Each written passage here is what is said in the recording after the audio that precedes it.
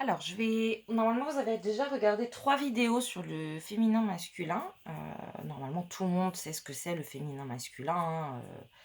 On va apprendre là le féminin et le masculin des noms communs compliqués. Donc, on va commencer par les généralités, c'est-à-dire ce qui est facile. Et plus les jours vont avancer, plus vous allez avoir des exercices avec des transformations du passage au masculin vers le féminin et du féminin vers le masculin difficiles.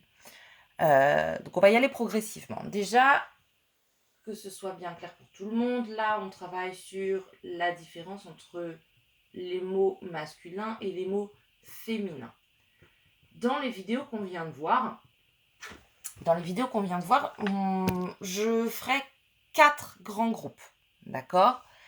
Le premier groupe, ce sont les noms communs qui ne peuvent pas se transformer.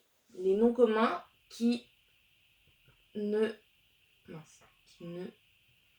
se transforment pas. Ceux-là, il n'y a pas de problème, ils sont soit masculins, soit féminins, on ne peut pas les passer de l'un à l'autre. Par exemple, une ardoise. Une ardoise, c'est féminin, on ne peut pas dire un ardoise. D'accord? Donc on peut mettre l'exemple, par exemple, une ardoise, un stylo. Un stylo, une stylo ne se dit pas. On ne peut pas passer du féminin au masculin. Voilà, ce sont des mots comme ça. Eux, on va pas travailler beaucoup dessus parce qu'ils ne nous intéressent pas. Il n'y a pas de transformation possible. Donc, ceux-là, on ne travaillera pas dessus. Oh là, ce sont les noms communs qui ne se transforment pas. J'ai pas mis mon ENT. Il y a plusieurs noms communs qui ne se transforment pas. En deuxième catégorie, on va avoir les noms communs qui ne changent pas. Donc, eux, ils se transforment. Noms communs qui ne changent pas d'orthographe.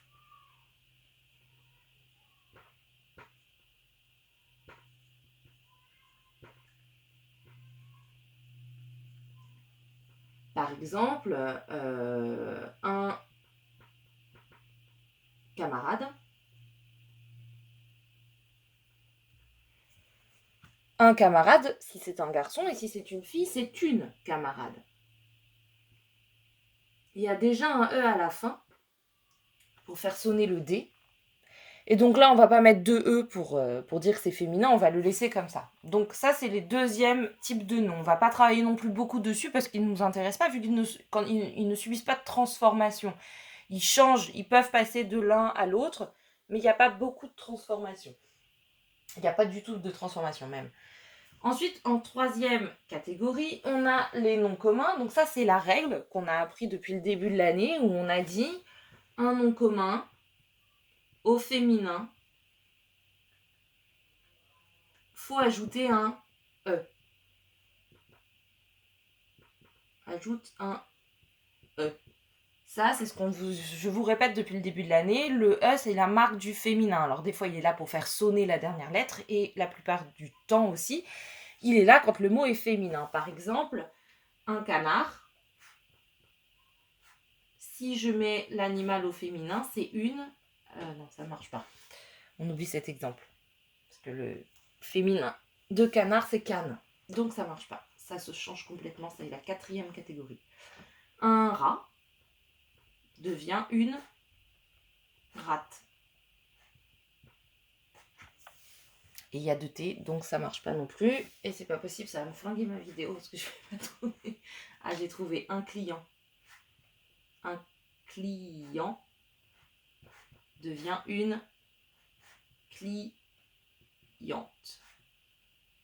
Voilà.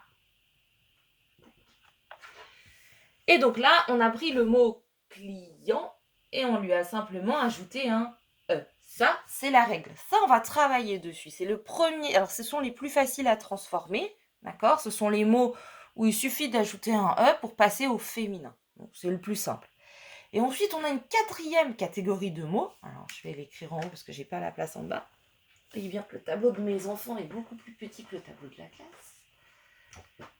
Et en quatrième, on a toutes les exceptions. Les exceptions, c'est tous les passages, les transformations qui vont être difficiles. Comme on a dit, par exemple, un frère le mot va complètement se transformer. Si je le passe au féminin, ça devient une sœur. Ce sont deux mots complètement différents. Un cheval, une jument pour la femelle. Ce sont des mots, le coq, la poule, des mots complètement différents. On change de mots. Et puis après, il y a des terminaisons qui vont être différentes. Par exemple, un sorcier. Donc ça, on travaillera dessus beaucoup, pour pas que vous fassiez de faute d'orthographe. Une sorcière. Je dois ajouter un accent et mettre un E. C'est valable pour fermier, fermière. Qu'est-ce qu'il y a d'autre? Policier, policière. Infirmier, infirmière. Beaucoup de mots comme ça qui se terminent en yé vont au féminin devenir hier à la fin. On va avoir aussi le facteur. C'est le monsieur qui vous dépose le courrier et la dame qui vous dépose le courrier, c'est la factrice.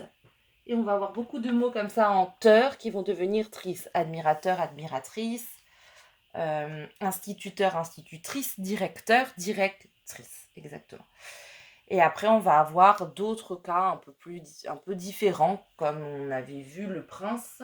Dans la vidéo, il s'en parlait un moment, le prince. Donc là, il se termine déjà par un E et on ne dit pas la prince, on dit la princesse. En ajoutant E2S. Voilà, donc on verra qu'il y a d'autres mots comme prince qui deviennent S à la fin. Donc nous, tout ça pour vous dire qu'on va beaucoup travailler sur le groupe numéro 3 et le groupe numéro 4.